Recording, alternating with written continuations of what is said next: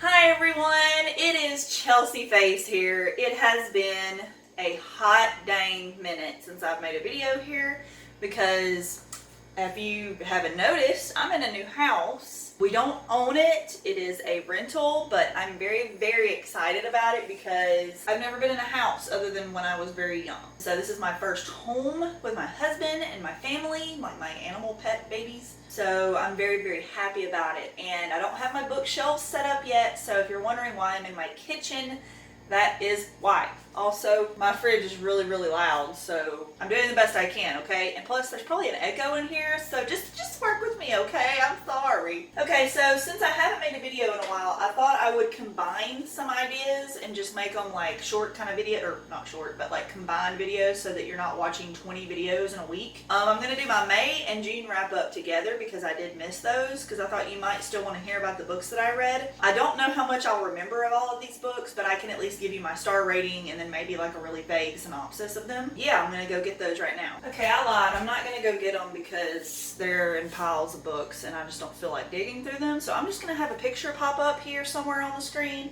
and talk about them that way because that's how Olivia Reads a Latte does it, and it's easier for me. Maybe not editing Chelsea, but I'm not digging through those books. I can just Google a picture of it. So let's get into it. Woo, I'm ready to go today, y'all. So the first book I read in May was All the Missing Girls by Megan Miranda. This is a book that is it's not a YA thriller, but it kind of is written like a YA book. I think the author actually writes YA romance, if I'm not mistaken, normally. It feels a little immature in the way things happen and the way that it's written.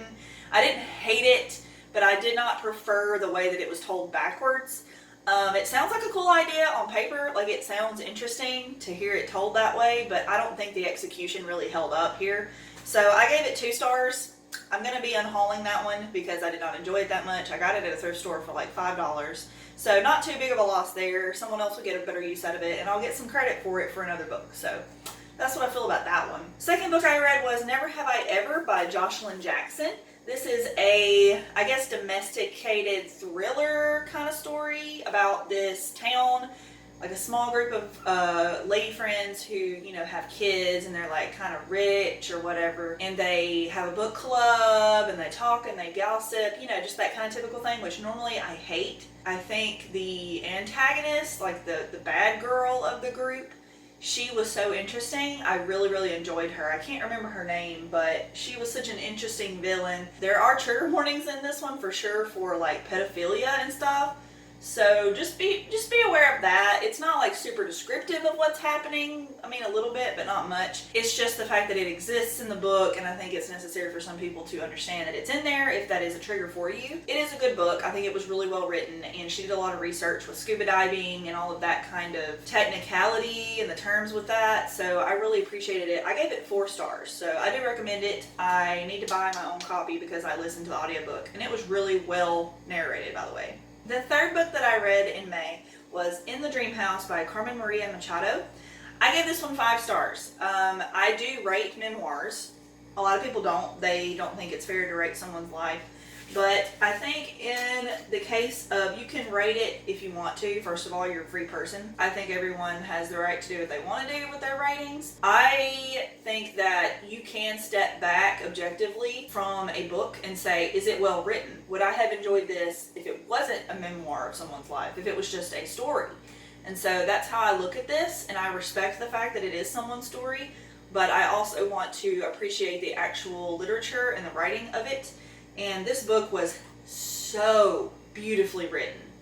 It felt like I was in another world listening to this book. I listened to the audiobook through my library's free app, and it is so spectacular. It was narrated by the author, and if you have not read this, I highly recommend that you listen to it before you physically read it, because I feel like some of the passages may not translate the way that they meant for them to be. When they do an audiobook, it's obvious how they meant for them to go past. And it is so dark and so beautiful and sad and sweet and powerful and scary. It is a memoir about their life and how they were abused in a same-sex relationship.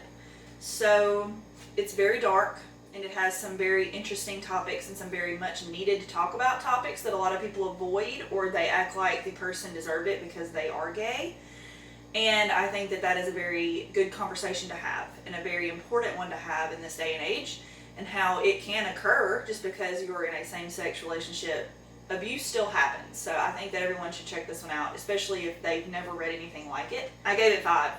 Easily 5 stars. I cannot wait to buy my own copy. The author is amazing. The next book I read was Kiss Him Not Me Volume 8 by Junko. A little more, raunchy. But I gave it 5 stars. I love this series so much. It is so good. It's so fun and stupid. And not in a bad way. Like, I don't mean that in a bad way. But I really, really think that this story is one that's going to stick with me for a long time just because it's so funny. The author is really good at BL manga, but I've never read their stories, but I've just read a lot of good things about them. And so this is the one that's been translated, and it's like not BL, but it's almost BL. So there's all these really cute, handsome, wonderful boy characters.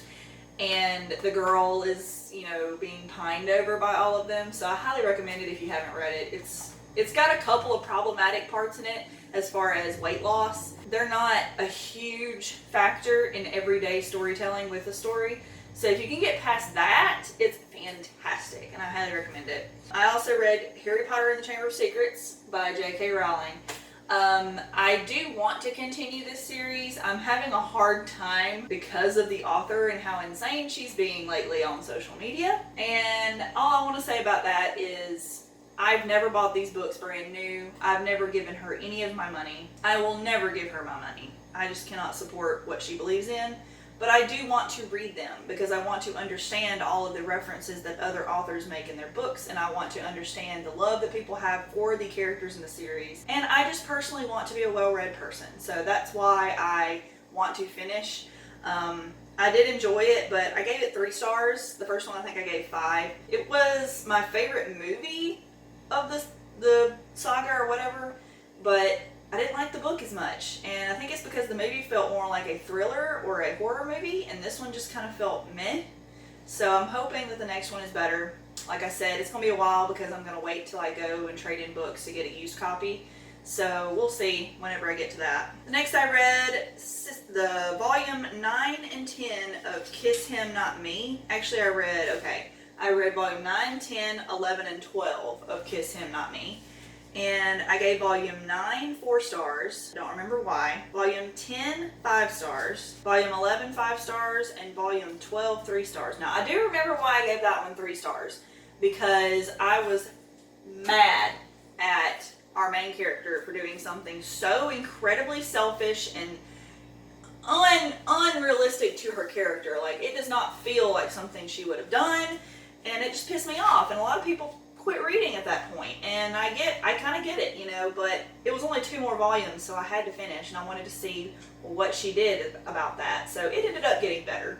Alright, now for my June wrap up, which I read 4 books. I have not been reading a lot with the move, so please forgive me for that. I hope to catch back up once my bookshelves are put together, but until then I'm kind of just digging off the floor what's stacked up. So we'll see how that goes. Plus I'm still unpacking, and I'm trying to be cooking more because we were eating out a lot back then. Anyways, let's get into that. So first I read Sharp Objects by Gillian Flynn. This is a book that I purchased because everyone told me if you liked Gone Girl or if you like Gillian Flynn so far, you should check out some Sharp Objects because it's really short and it's really good. And I was like, oh, okay, that sounds awesome. And I looked up reviews on it, and people were like, yeah, it's like a serial killer story, and it's really, really dark and gritty and like gross and weird. And I'm like, sign me up. That sounds right up my alley. And so I grabbed it as fast as I could, pretty much paid full price for it. Guys, the hype was too much. I did not enjoy it that much. It wasn't bad. I gave it 3 stars. It was pretty average for me. I think the hype just really made me think that it was going to be something it was not. I was expecting more of a look into a psychopath story about a person who is killing people or children, and it was not that. It was more of like a Munchausen kind of thing, and I'm sorry if that's a spoiler, but I feel like it's was a trigger also. So, you know, trigger warnings for that kind of thing. Also, there was a lot of, you know, teeth pulling if you're sensitive to that, because I know some people are. But I didn't enjoy it that much. The next book I read was actually volumes 13 and 14 of Kiss Him Not Me. I gave volume 13 4 stars. I guess it redeemed itself a little bit in that volume. Volume 14 I gave 5 stars because that's the end of the series and I really, really enjoyed it. I think that it was a little cheesy, but I still liked it, and I think that it made me feel happy with how things ended, whether they were good or bad. I'm not going to spoil that, but I think it was very good. I do recommend the series overall, and I'm very excited to have it on my shelves when I get my nice shelves built. I wish there were pop figures so I could decorate that section. I would get all the boys. They're so beautiful and fantastic. Anime boys, why can't they be real? And the last thing I read for the month of June is, I don't know how to say this, Aoharu Ride, Volume 1 by Io Sakisaka. This is a manga, and I read Love Me, Love Me Not. I think that was what it was called. It's a new series by them that I got an art for on NetGalley, and I didn't like it. And I was like, everybody loves this mangaka. Why did I not like this story? And maybe it's just the newer one I didn't like, but I really loved Aoharu Ride. It was really good. I gave it 5 stars, and I definitely want to buy it and start collecting it and reading it here on my channel, because I think that it's something I would really fall into. And it seems kind of dark, and that kind of intrigues me because I like dark but really romantic and really funny and sweet, like a good mixture of all things that are normal in a person's life. So I'm really excited to begin that series once I finish some that I'm working on now. It does help that I finished Kiss Him Not Me because I'm excited to jump into a new series. But that is it for my wrap-ups for May and June. I'm sorry that it took so long to get them up for you, but I hope you enjoyed them either way. Let me know if you've read any of these books and if you like them, because I want to know your thoughts, and maybe I misinterpreted something or maybe I'm right or wrong. Let me know. I want to have a discussion with you guys. That's why I'm here. I want to talk about books and manga, mostly manga and sometimes comics. I just like talking about them. I'm a nerd and I like those kind of things. And once I get my bookshelf set up, I'll be in front of them and it'll be all pretty, you know, like a typical booktuber would do. But for now, I'm in my kitchen. I may move into the living room. I may move into the office or the craft room. Who knows? I have 3 bedrooms in my house and I'm freaking excited about it. Ah! Thank you guys for watching. I hope you enjoyed this video, and if you did, please subscribe. I put out content pretty much every week except for when I was moving, and I hope to be back on that schedule now. And have a good day. I hope you are reading and getting some good work done out there. Stay safe during all of this isolation process and try to social distance the best you can. And just be a nice person. Be a good person and treat people with respect and equality. But yeah, have a good day. See you next time. Bye guys.